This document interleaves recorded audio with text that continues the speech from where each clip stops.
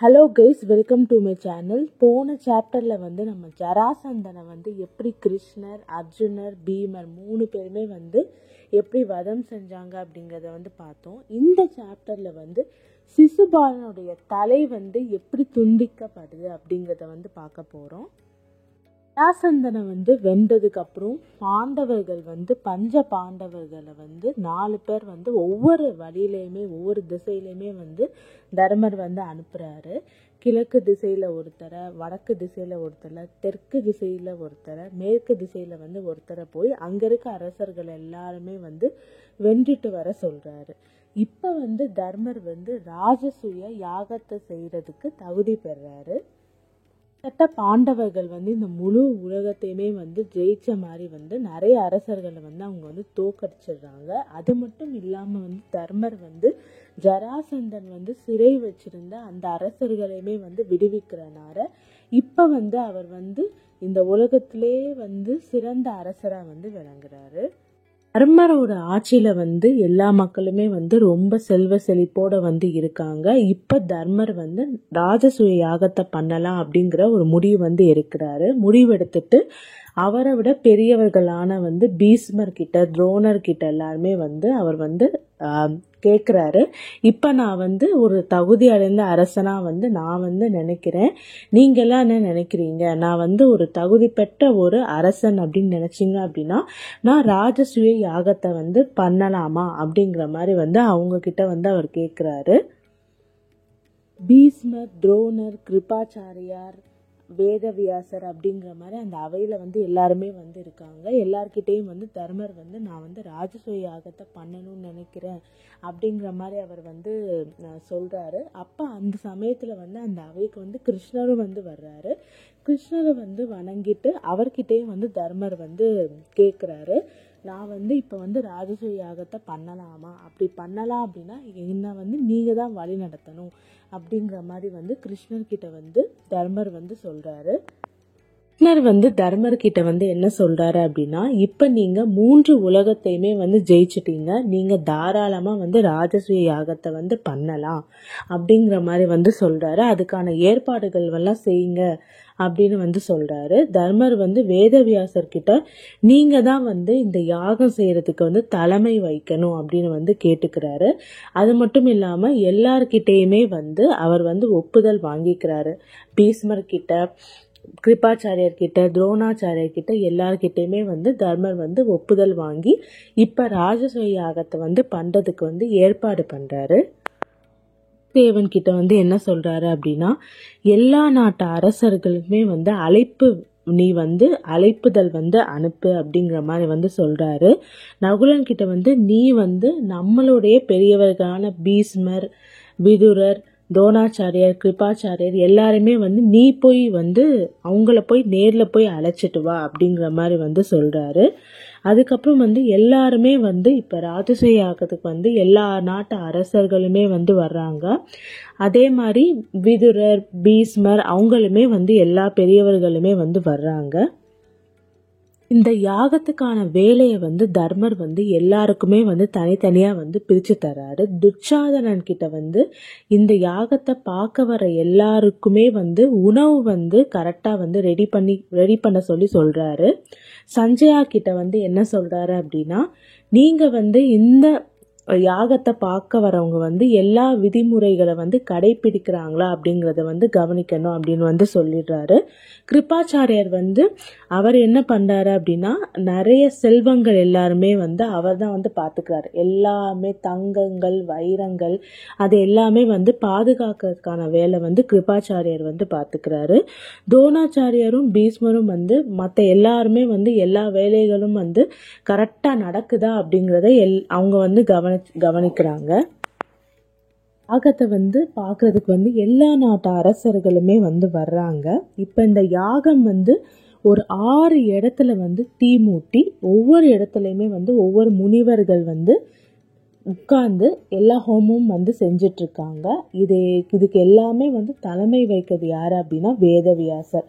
இப்படி இந்த ராஜசூய யாகம் நடக்க ஆரம்பிக்குது. அப்ப மேல இருந்து தேவர்களும் ஆசீர்வாதம் பண்றாங்க.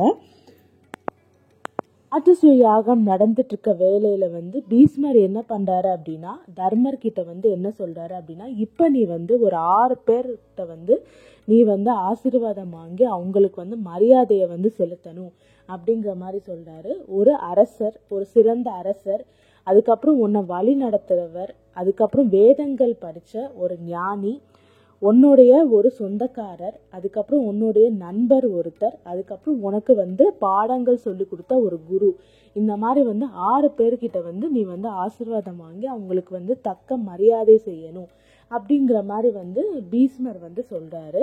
அதை கேட்டு தர்மர் வந்து சரி அப்படின்னு சொல்லிட்டு, நீங்களே சொல்லுங்க ஃபர்ஸ்ட் நான் யாருக்கிட்ட வந்து ஆசீர்வாதம் வாங்கி அவங்களுக்கு மரியாதை செலுத்தணும் அப்படிங்கிற மாதிரி வந்து கேட்குறாரு. பீஷ்மர் வந்து அதுல என்ன சந்தேகம், இந்த அவையிலே வந்து யாரு சிறந்தவர் அப்படின்னா கிருஷ்ணர் தான், கிருஷ்ணருக்கு தான் உன்னுடைய முதல் மரியாதையை வந்து நீ செலுத்தணும் அப்படின்னு சொல்லிட்டு பீஷ்மர் வந்து சொல்றாரு.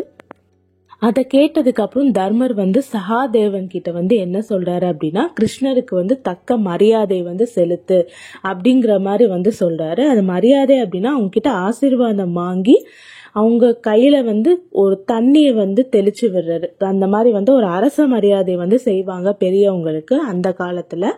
அந்த மாதிரி வந்து யாரு அப்படின்னா சகாதேவன் வந்து கிருஷ்ணர் கிட்ட போய் ஃபர்ஸ்ட் வந்து அந்த மரியாதையை வந்து வாங்கிக்கிறாரு.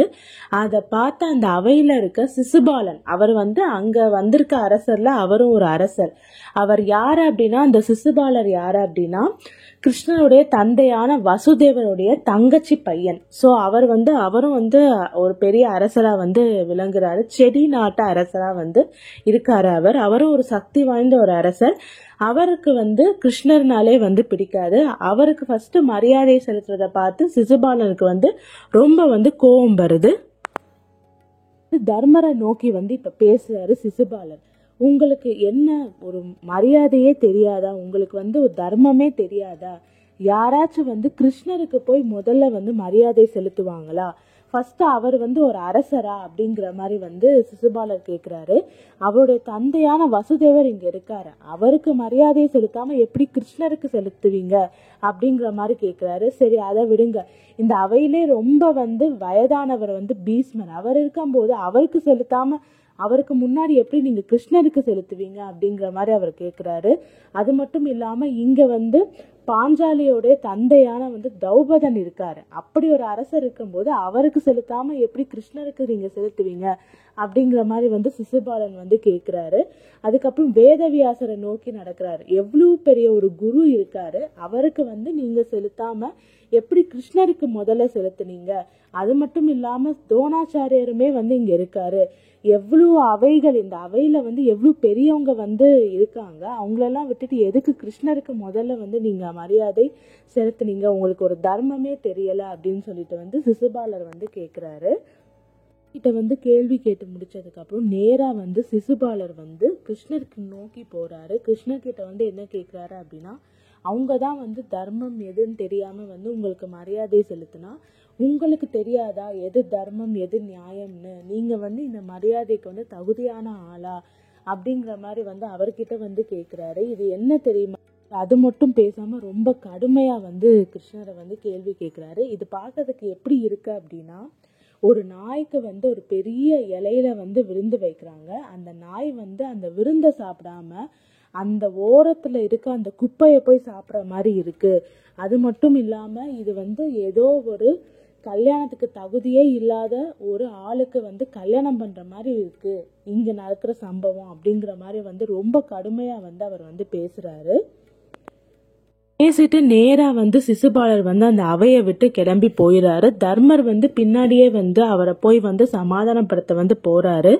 நீங்க வந்து பேசுறது வந்து ரொம்ப கடுமையா வந்து இருந்துச்சு, அது மட்டும் இல்லாம இந்த அவையில வந்து உங்களை விட பெரிய அரசர்கள் நிறைய பேர் இருக்காங்க, அவங்க எல்லாருக்குமே வந்து கிருஷ்ணருக்கு வந்து மரியாதை செலுத்தினதுல வந்து உடன்பாடு இருக்கும்போது நீங்க மட்டும் எதுக்கு வந்து தப்பு அப்படிங்கிற மாதிரி வந்து சொல்றீங்க அப்படிங்கிற மாதிரி வந்து தர்மர் வந்து கேட்கிறாரு. அதை கேட்ட பீஷ்மர் வந்து என்ன சொல்றாரு அப்படின்னா, அவருக்கு வந்து இது பிடிக்கலன்னா இந்த அவையை விட்டு போட்டும், நீ நீ நீ போய் அவங்கள போய் கெஞ்ச வேணாம், இந்த உலகத்துல உலகத்திலே வந்து சிறந்தவர் வந்து கிருஷ்ணர் தான். அவருக்கு அது புரியலைன்னா நம்ம எதுவுமே பண்ண முடியாது. இப்ப நான் சொல்றேன், இந்த அவையில இருக்க எல்லா அரசர் முன்னாடி நான் வந்து மிக வயதானவன், நானே வந்து அந்த கிருஷ்ணரை போய் கும்பிடுறேன் அப்படின்னு சொல்லிட்டு பீஷ்மர் வந்து அவையில இருக்க எல்லா அரசர் முன்னாடி வந்து கிருஷ்ணர்கிட்ட போய் வந்து கிருஷ்ணரோட காலில் வந்து போய் விழுகிறாரு. காலை வந்து தொட்டு கும்பிட்டதுக்கு அப்புறம் பீஷ்மர் வந்து என்ன சொல்றாரு அப்படின்னா, அந்த அவையில இருக்க எல்லா அரசர்கள்கிட்டையும் ஆதியும் அந்தமும் எல்லாமே வந்து யாரு அப்படின்னா கிருஷ்ணர் தான். கிருஷ்ணருக்குள்ளதான் இந்த உலகமே வந்து இருக்கு. எல்லா விலங்குகள், எல்லா மனிதர்கள் எல்லாருமே வந்து கிருஷ்ணருக்குள்ளதான் வந்து வாழ்றாங்க. அது மட்டும் இல்லாம எல்லா தேவர்கள், நட்சத்திரங்கள் எல்லாமே வந்து கிருஷ்ணர் தான். முதலும் கிருஷ்ணர் தான், முடிவும் கிருஷ்ணர் தான் அப்படிங்கிற மாதிரி வந்து பீஷ்மர் வந்து சொல்றாரு. இப்போ அதனால வந்து இதை வந்து ஒத்துக்க முடியலை அப்படின்னா தாராளமா இந்த அவையை விட்டு போட்டோம் அப்படிங்கிற மாதிரி வந்து பீஷ்மர் வந்து சொல்றாரு. அதை கேட்ட சகாதேவன் வந்து என்ன பண்றாரு அப்படின்னா, ஆமா, நான் வந்து கிருஷ்ணருக்கு தான் வந்து மரியாதை செலுத்தினேன். நான் வந்து கிருஷ்ணருக்கு மரியாதை செலுத்தினது வந்து இங்க இருக்க அவையில இருக்க அரசர்களுக்கு பிடிக்கல அப்படின்னா யாருக்கு பிடிக்கலையோ என் முன்னாடி வந்து நில்லுங்க, என்னோட காலால் அவங்களோட தலையை வந்து நான் சிதைச்சிடுறேன் அப்படிங்கிற மாதிரி வந்து சகாதேவன் வந்து கோபமா வந்து சொல்றான். அதை பார்த்ததுக்கு அப்புறம் வந்து மேலுலகத்திலேருந்து தேவலோகத்திலேருந்து தேவர்கள் வந்து சகாதேவனுக்கு வந்து பூக்கள் வந்து தூவுறாங்க. அது பார்த்த மற்ற அரசர்கள், சில அரசர்களுக்கு வந்து அது பிடிக்கல, அவங்களுக்குமே வந்து கோபம் வருது. சகாதேவன் என்ன இப்படி பேசுறாங்கிற மாதிரி. அதை பார்த்த சிசுபாலன் வந்து என்ன பண்றாரு அப்படின்னா, நீங்க வந்து பாண்டவர்களுக்கும் கிருஷ்ணருக்கும் வந்து பயப்படாதீங்க, நான் உங்க கூட இருக்கேன், நான் வந்து செடி நாட்டு அரசன், நான் உங்க கூட இருக்கேன். யார் யாருக்கு வந்து இந்த செயல் வந்து பிடிக்கலையோ எல்லாரும் என் கூட வாங்க, நம்ம வந்து பாண்டவர்களையும் கிருஷ்ணரையும் வந்து சண்டை போட்டு ஜெயிக்கலாம் அப்படிங்கிற மாதிரி வந்து சிசுபாலர் வந்து சொல்றாரு. கேட்ட தர்மருக்கு வந்து ரொம்ப வந்து பயம் வருது. அவர் வந்து பீஷ்மர் கிட்ட வந்து இந்த மாதிரி வந்து சிசுபாலருக்கு ரொம்ப கோபம் வருது அப்படிங்கிற மாதிரி வந்து சொல்றாரு. அந்த கோபத்தில் ஏதாச்சும் அவர் செஞ்சிட போறாரு அப்படிங்கிற மாதிரி பயத்தையுமே வந்து சொல்றாரு. அதுக்கு வந்து பீஷ்மர் என்ன சொல்றாரு அப்படின்னா, ஒரு நாய் வந்து சிங்கத்தை அழிக்க முடியுமா அப்படிங்கிற மாதிரி வந்து தர்மர்கிட்ட கேட்குறாரு. கிருஷ்ணர் வந்து இப்போ சிசுபாலன் இறந்து போகணும் அப்படின்னு நினைச்சாருன்னா உடனடியாக அவன் இறந்து போவான், எல்லாமே கிருஷ்ணரோட செயல் தான் அப்படிங்கிற மாதிரி வந்து பீஷ்மர் வந்து சொல்றாரு. சிசுபாலனுக்கு வந்து இன்னும் கோபம் வருது. இப்படி வந்து கிருஷ்ணரை வந்து பாராட்டுற அந்த பீஷ்மருடைய நாக்கு வந்து 100 துண்டா வந்து வெட்டி வந்து கீழே விழுகட்டும் அப்படிங்கிற மாதிரி வந்து சபிக்கிறாரு. அது மட்டும் இல்லாம அப்படி என்னதான் அந்த கிருஷ்ணர்கிட்ட நீங்க வந்து கண்டுட்டீங்க அப்படிங்கிற மாதிரி வந்து கேட்குறாரு. ஒரு மாட்டை வந்து அவன் வந்து கொன்னு இருக்கான், ஒரு குதிரையை வந்து கொன்னு இருக்கான், ஒரு சின்ன மலையை வந்து தூக்கியிருக்கான், கம்சன் அப்படிங்கிற ஒரு கொடூரமான ஒரு அரசனை வந்து கொண்டிருக்கான். இதனால வந்து அவன் வந்து சிறந்த அரசன் ஆயிடுவானா இல்லை சிறந்த மனிதன் ஆயிடுவானா அப்படிங்கிற மாதிரி வந்து அவர் வந்து கேட்குறாரு. அது மட்டும் இல்லாமல் அவன் வந்து ஒரு பொண்ணை வந்து கொன்னு இருக்கான். ஆக்சுவலி ஒரு ராட்சசியை வந்து அவர் வந்து கொன்னிருப்பாரு. பொத்தானா அப்படிங்கிற ஒரு ராட்சசியை வந்து கிருஷ்ணர் வந்து கொன்னிருப்பாரு. அதுக்கப்புறம் வந்து அதாவது ஒரு காளை வடிவத்துல வந்த ஒரு அசுரனை வந்து கொன்னிருப்பாரு. தேனுகா அப்படிங்கிற ஒரு அசுரனை வந்து கொன்னிருப்பாரு. இதை எல்லாமே தான் வந்து சிசுபாலன் வந்து சொல்றாரு. அவரை போய் நீங்க வந்து இப்படி பாராட்டுறீங்களே அப்படிங்கிற மாதிரி வந்து பீஷ்மர் கிட்ட வந்து கேட்குறாரு. எனக்கு என்னமோ உங்க மேலேயும் ரொம்ப சந்தேகமா இருக்கு. இந்த உலகத்துல இருக்க எல்லா அரசர்களுமே வந்து ஒரு காலத்துல வந்து உங்களை பார்த்து பயப்பட்டாங்க, ஆனா நீங்க வந்து அப்படி இல்லையே. ஒருவேளை நீங்க கல்யாணம் பண்ணிக்காம இருக்கிறதுக்கு வந்து நீங்க வந்து அதுக்கு தகுதியானவர் இல்லை போல, அதனாலதான் நீங்க வந்து கல்யாணம் பண்ணிக்காம இருக்கீங்க, நீங்க ஒரு ஆண்மகனே கிடையாது அப்படிங்கிற மாதிரி வந்து சிசுபாலன் வந்து பீஷ்மரை பார்த்து ரொம்ப கடுமையா வந்து பேசுறாரு. வார்த்தைகளை கேட்டதுக்கு அப்புறம் பீமனுக்கு வந்து ரொம்ப அதிகமாக கோபம் வந்து அவன் வந்து சிசுபாலனை வந்து தாக்குறதுக்கு போகிறான். பீஷ்மர் ஆனால் வந்து அவனை தடுத்துடுறாரு. சிசுபாலன் வந்து ஏன் அந்த சின்ன பையனை விடுங்க, அவன் வந்து என்னை தாக்கட்டும், என்னோட பலம் அப்போதான் அவனுக்கு தெரியும் அப்படிங்கிற மாதிரி வந்து அவன் வந்து சொல்கிறான். அதுக்கப்புறம் வந்து அந்த அவையில் இருக்க இந்த சிசுபாலன் அப்படிங்கிற மாதிரி வந்து எல்லாருமே வந்து கேட்குறாங்க. அதுக்கு வந்து பீஷ்மர் வந்து சிசுபாலனுடைய கதையை வந்து சொல்கிறாரு. சிசுபாலன் யார் அப்படின்னா கிருஷ்ணனுடைய தந்தையான வசுதேவருடைய தங்கை மகன். அவர் வந்து பிறக்கும் போது 4 கைகளோட வந்து பிறக்கிறாரு, 3 கண்களோடையும் வந்து பிறக்கிறாரு. பிறந்த அடுத்த நிமிடமே அவர் வந்து ஒரு கழுதை மாதிரி வந்து கிடைக்கிறாரு. அதை பார்த்து அவங்க தாய் தந்தையினர் வந்து பயப்பட்டு, இவன் வந்து ஒரு ராட்சசன் போல, இந்த குழந்தையே நமக்கு வேணாம் அப்படிங்கிற மாதிரி நினைக்கிறாங்க. அப்போ மேலே வந்து வானத்துலேருந்து ஒரு அசிரிரி வந்து கேட்குது. அது என்ன சொல்லுது அப்படின்னா, இவன் வந்து ஒரு சிறந்த வலிமை மிக்க ஒரு அரசனாக வந்து விளங்குவான். அதே மாதிரி இவனை அழிக்கிறதுக்காக யாரை பிறக்கணுமோ அவங்களும் பிறந்துட்டாங்க அப்படிங்கிற மாதிரி வந்து சொல்லிடுறாரு. இவனை வந்து நீங்கள் வந்து ஒதுக்க வேணாம், நீங்கள் வந்து ஒரு அரசனாக்குங்க அப்படிங்கிற மாதிரி வந்து அந்த அசிரிரி வந்து சொல்லுது. அந்த அசிரிரிக்கிட்டே வந்து அவங்களுடைய தாய் வந்து கேட்குறாங்க, யார் வந்து இந்த மாதிரி வந்து என்னோட மகனை வந்து அழிக்க பிறந்திருக்கா அப்படிங்கிற மாதிரி வந்து கேட்குறாங்க. அதுக்கு வந்து அந்த அசிரிரி வந்து என்ன சொல்லுது அப்படின்னா, சிசுபாலனை வந்து நீங்கள் வந்து யாரை மடியில் வைக்கும்போது அவனுடைய 4 கைகளும் 3 கண்களும் மறையுதோ அவங்க தான் வந்து அவங்கள வந்து கொல்றதுக்கு வந்து பிறந்திருக்காங்க அப்படிங்கிற மாதிரி வந்து சொல்கிறாங்க. அதை கேட்டதுக்கப்புறம் சிசுபாலனுடைய தாய் தந்தையினர் வந்து எல்லா அரசர்களையுமே வந்து அழைக்கிறாங்க, எல்லா அரசர்களோட மடியில் வந்து வைக்கிறாங்க. அப்போ அங்கே கிருஷ்ணரும் வந்து வர்றாரு. கிருஷ்ணரோட மடியில் வைக்கும்போது சிசுபாலனுடைய 4 கைகளும் 3 கண்களும் வந்து மறைஞ்சிடுது. அதுக்கப்புறம் வந்து அதை பார்த்ததுக்கப்புறம் அவங்களுடைய தாய்க்கு வந்து தெரியுது, சிசுபாலனை வந்து அழிக்க பிறந்தவர் தான் வந்து கிருஷ்ணர் அப்படின்னு சொல்லிட்டு. கிருஷ்ணர்கிட்ட அவங்க வந்து ஒரு வரமும் கேட்குறாங்க. ஏன்னா கிருஷ்ணருக்கு வந்து அவங்க அத்தை முறை வந்து ஆறாங்க. அதனால அவங்ககிட்ட ஒரு வரம் கேட்குறாங்க. என்ன வரம் அப்படின்னா, தன்னுடைய மகனான சிசுபாலன் வந்து எவ்வளோ தப்பு செஞ்சாலும் மன்னிக்கணும் அப்படிங்கிற மாதிரி வந்து கேட்குறாங்க. அதுக்கு வந்து கிருஷ்ணர் வந்து என்னால் எல்லா தப்பையுமே வந்து மன்னிக்க முடியாது, அவர் செய்கிற முதல் 100 தவறுகளை வந்து நான் மன்னிச்சிடுறேன் அப்படிங்கிற மாதிரி வந்து கிருஷ்ணர் வந்து சொல்கிறாரு. 100 தவறுக்கு மேலே அவர் செய்யும்போது அவரை வந்து நான் அழிச்சிடுவேன் அப்படிங்கிற மாதிரி வந்து கிருஷ்ணர் வந்து சொல்லிடுறாரு. அந்த வரத்தை பற்றி சிசுபாலனுக்கும் தெரியும், அதனால தான் இவர் வந்து எவ்வளோ திமிரா பேசுகிறாரு அப்படிங்கிற மாதிரி வந்து பீஷ்மர் சொல்கிறாரு. அது மட்டும் இல்லாமல் இப்போ சிசுபாலனுடைய நேரம் வந்து நெருங்கிட்டுருக்கு. இவன் வந்து சிசுபாலன் வந்து இப்படி பேச வைக்கிறதே கிருஷ்ணர் தான். ஏன்னா அவரோட டைம் நெருங்குறனால அவரை அழிக்கணுங்கிறதுக்காக வந்து கிருஷ்ணரே செய்கிற ஒரு விளையாட்டு தான் இது அப்படிங்கிற மாதிரி வந்து பீஷ்மர் வந்து சொல்கிறாரு. வந்து கேட்டுடுறாங்க. அதுக்கப்புறம் வந்து கிருஷ்ணர் வந்து இப்போ பேசுகிறாரு, சிசுபாலன் வந்து எங்களுடைய மிகப்பெரிய எதிரி, அவன் வந்து நிறைய தப்பு வந்து செஞ்சுருக்கான். என்னோட அப்பா வந்து ஒரு சமயம் வந்து அஸ்வமேத யாகம் வந்து பண்ணும்போது, அஸ்வமேத யாகம் அப்படின்னா குதிரையை வந்து பலியாக்குறது, அந்த யாகத்தை வந்து செய்யும்போது அந்த குதிரையை வந்து அவன் எடுத்துகிட்டு போயிருக்கான். நாங்கள் வந்து துவாரகாவில் வந்து இல்லாத சமயத்தில் வந்து துவாரகைக்கு வந்து அவன் தீ வச்சுருக்கான். இது எல்லாமே வந்து நாங்கள் சகிச்சுக்கிட்டோம். ஏன் அப்படின்னா அவன் யார் அப்படின்னா என்னுடைய தங்கையோட பையன் அப்படிங்கிறதுக்காக நாம் எல்லாமே வந்து மன்னிச்சு விட்டோம். அது மட்டும் இல்லாமல் அவன் வந்து ருக்மணியை வந்து வலுக்கட்டாயமாக வந்து அவன் கல்யாணம் பண்ணிக்கணும்னு நினைச்சிருக்கான் அப்படிங்கிற மாதிரி வந்து கிருஷ்ணர் வந்து சொல்கிறாரு. அதை கேட்ட சிசுபாலன் வந்து நேராக கிருஷ்ணர்கிட்ட போய், உங்களுக்கு கொஞ்சம் கூட வந்து அசிங்கமாகவே இல்லையா, எனக்கு கல்யாணம் பண்ணி வைக்கிறேன் அப்படிங்கிற ஒரு பொண்ணை வந்து நீ வந்து அழைச்சிட்டு போயிட்ட, அது உனக்கு அசிங்கமாகவே இல்லையா, அந்த அசிங்கத்தை வேற எல்லாரும் முன்னாடி நீ சொல்கிற அப்படிங்கிற மாதிரி வந்து கிருஷ்ணரை வந்து இன்னும் ரொம்ப கடுமையாக வந்து அவர் வந்து பேசுகிறாரு. அது மட்டும் இல்லாமல் எனக்கு வந்து உன்னோட மன்னிப்பும் தேவையில்லை, எதுவுமே தேவையில்லை, உன்னோட கோபமெல்லாம் என்னை எதுவுமே செய்யாது அப்படிங்கிற மாதிரி வந்து திமிரா பேசிக்கிட்டே இருக்கும்போதே என்ன பண்ணுறாரு அப்படின்னா, கிருஷ்ணர் வந்து அவருடைய கையில் இருக்க சுதர்சன சக்கரத்தை வந்து விட்டுறாரு. நேராக வந்து அது வந்து சிசுபாலனுடைய தலையை வந்து துண்டிக்குது. அதுக்கப்புறம் சிசுபாலனுடைய ஆத்மா வந்து கிருஷ்ணர்கிட்டே வந்து ஐக்கியமும் ஆகுது. இந்த சிசுபாலன் இறந்ததுக்கப்புறம் கிட்டத்தட்ட மேலே இருக்க நிறைய நட்சத்திரங்கள் வந்து கீழே விழுகுது, வால் நட்சத்திரங்களுமே வந்து நிறைய வந்து கீழெல்லாம் விழுகுது. மக்கள் எல்லாருமே வந்து பயந்து ஓடிட்டுருக்காங்க. கொஞ்சம் நேரம் கழித்து அது எல்லாமே வந்து நின்றுடுது.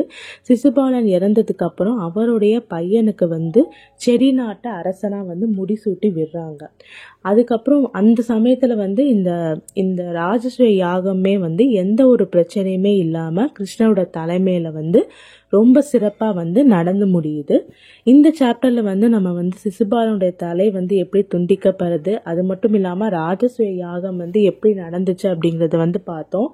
அடுத்த சாப்டரில் வந்து பஞ்ச பாண்டவர்கள் வந்து சூது விளையாட்டு விளையாடி வந்து அவங்களுடைய எல்லா செல்வங்கள் எல்லாமே வந்து இழக்கிறாங்க. செல்வங்கள் மட்டும் இல்லாமல் அவங்களுடைய மனைவியான பாஞ்சாலி, அவங்களுக்கு நடக்கிற கொடுமைகள் எல்லாமே வந்து அடுத்த சாப்டரில் வந்து பார்க்க போகிறோம். தொடர்ந்து மகாபாரத கதையை கேட்குறதுக்கு என்னோட சேனல் லைக் பண்ணுங்கள், கமெண்ட் பண்ணுங்கள், சப்ஸ்கிரைப் பண்ணுங்கள்.